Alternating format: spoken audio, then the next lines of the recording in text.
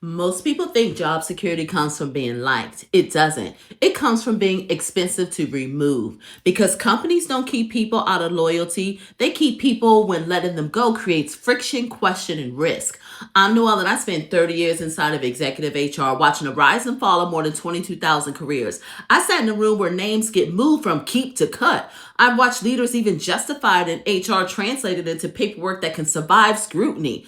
Termination is rarely about whether you're good, it's about whether you're easy. Easy to explain, easy to document, easy to defend, easy to forget. And the fastest way to lose your job isn't being bad at it, it's being unprotected inside the record. And the record is the only thing that matters when someone decides that you're the problem. And that's why I built HR Armor, because employees were never given access to the rules that decided their fate. They were never taught how the story actually gets written. They were never shown how quickly a clean career can get turned into a performance issue when the narrative belongs to somebody else.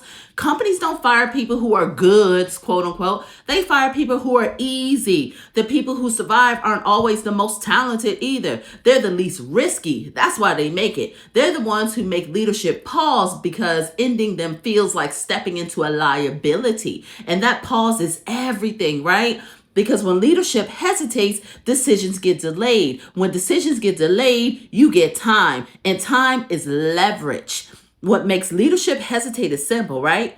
A record that turns termination into a risk event. Not drama, not threats, not I'll sue, but a clean, factual, professional record that makes the company ask, are we sure we want to do this? Is this airtight? And what happens if somebody else reviews this later? Here's what that looks like in real life, right? Here's what it looks like. A member side of HR Armor got a new manager, right? No blow-ups, no warning, just somebody new off the street. And the slow squeeze started. Goals started changing week to week, feedback with no metrics, side comments, random follow-ups, just to recap kind of conversations that never needed recapping before, and a sudden interest in alignment and tone. And this is when most people accidentally destroy their job security because they panic and react, or they go quiet and hope.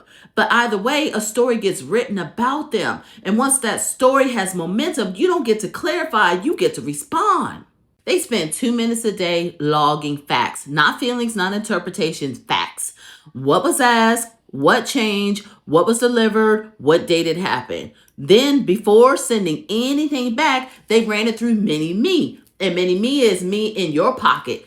My 30 years of executive HR judgment applied to your exact situation before you respond. Not generic advice or copy and paste template or a book. Real-time executive calibration. And it tells you exactly what to say, what not to say, what to put in writing, what to keep verbal, how to sound cooperative without handing somebody ammunition, and how to be easy to keep and hard to cut at the same time. 3 weeks later, the manager escalated to HR and the story fell apart, of course, because HR didn't see a problem employee. They saw a mismatch. A manager claiming narrative one thing and a structured clean record showing something else.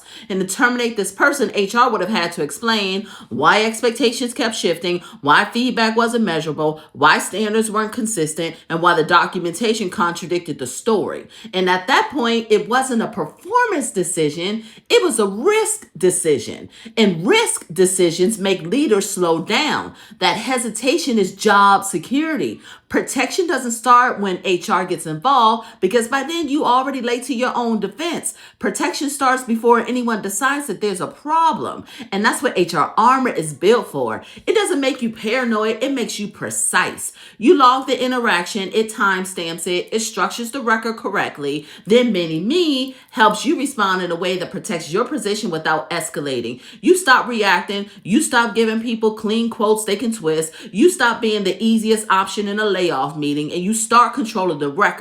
And when you control the record, you control the risk. So stop trying to be liked, stop trying to be low maintenance, stop trying to make everything easy for everybody else because easy is what gets cut first. The people who survive pressure aren't louder, they're cleaner. Clean communication, clean timelines, clean documentation, clean alignment, not loyalty, leverage. And leverage doesn't come from working harder. It comes from shifting the question leadership has to answer. From why shouldn't we let this person go to Why would we want to take the risk? And that's the whole game, right? That's the game. And HR Armor changes the equation by making sure the record gets built early, correctly, and calmly before anyone thinks to use it against you. Because once someone decides that they want you out, it's not about your performance, it's about the paperwork they can justify it with. And HR Armor doesn't just make you powerful, it makes you expensive to remove.